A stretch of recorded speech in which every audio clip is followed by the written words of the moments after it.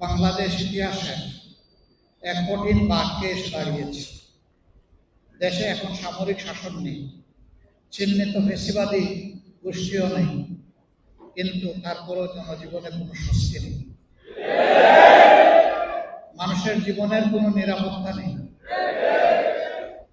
ঘর থেকে বের হওয়ার ক্ষেত্রে কোনো ব্যবস্থা আস্তে আস্তে সংকুচিত হয়ে যাচ্ছে, মনে হয় যেন থাকবে না। আমাদের সন্তানদের লেখাপড়া যুগের মুখে ইতিমধ্যে ভাবা হচ্ছে সন্তানদেরকে স্কুল থেকে 3 দিনের জন্য ঘরে বসিয়ে তাদেরকে শিক্ষা দেওয়া হবে। 4th শ্রেণীর একজন ছাত্র তার অভিপ্রায় ব্যক্ত করতে গিয়ে বলেছে, দেশ যারা চালাচ্ছেন তারা কি কিছুটা বুদ্ধিশুদ্ধি রাখেন না? একটা ক্লাসে যদি 50 জন ছাত্রের সংকুলান হয়, সেখানে মাথার উপরে ফ্যান ঘুরবে ম্যাক্সিমাম 5টা অথবা তার চেয়েও কম, লাইট জ্বলবে 3টা বা 4টা। কিন্তু যদি ঘরে বসে অনলাইনে শিক্ষা দিতে হয়, তাইলে প্রত্যেকটি ছাত্রের মাথার উপরে একটা ফ্যান ঘুরানো লাগবে। যেখানে 5টাতে চলে সেখানে 50টা, কমপক্ষে একটা করে বাতি জানালো লাগবে। যেখানে 3টাতে চলে সেখানেও 50টা। এরপরে মুসিবত সে বলেছে যে এমনিই শিশুরা ডিভাইসে আসক্ত হয়ে পড়েছে, এখন যদি আবার স্কুল থেকে বিরত রেখে তাদের হাতে এই ডিভাইস দিয়ে দেওয়া হয়, তাহলে তাদের নিদান মৃত্যু ঘটবে। শুধু কি তাই,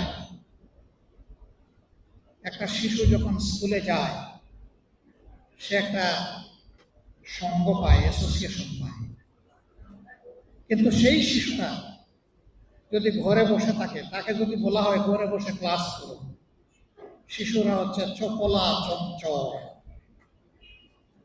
ক্লাসরুমে ঢুকে একটা মাত্র বা 2টা দরজা, শিক্ষক খেয়াল রাখেন কে নড়াচড়া করে আর কে মনোনিবেশ করে, কিন্তু সে যখন স্বাধীন থাকবে তারে দেখবে কে? সে যদি ডিভাইস টেবিলের উপরে ফেলে রেখে গিয়ে খেলতে লাগে, তাও তো করার কিছু নেই, ঘুমাইয়া পড়ে তাও করার কিছু নেই, যদি তারা খুনসুটি খেলে ভাই বোনেরা, তাও করার কিছু নেই।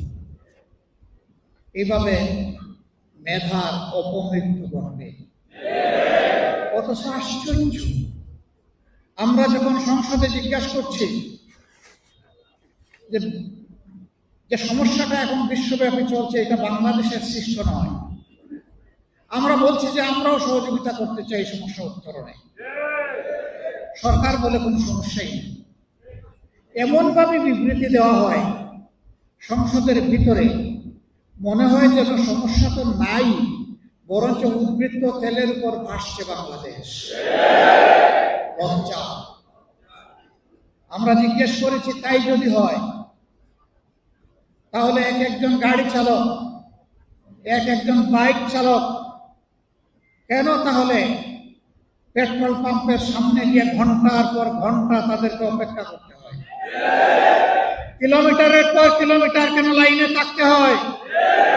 কেন তাদেরকে উদ্দেশ্য করতে হয়? কেন তাদেরকে বৃষ্টিতে ভিজতে হয়? বাইক চালকরা বলছে, আগে 7-8 ঘন্টা দৌড়াদৌড়ি করতে পারতাম, এখন তেলের কারণে 3 ঘন্টাও বাইক চালানোর সময় পাই না।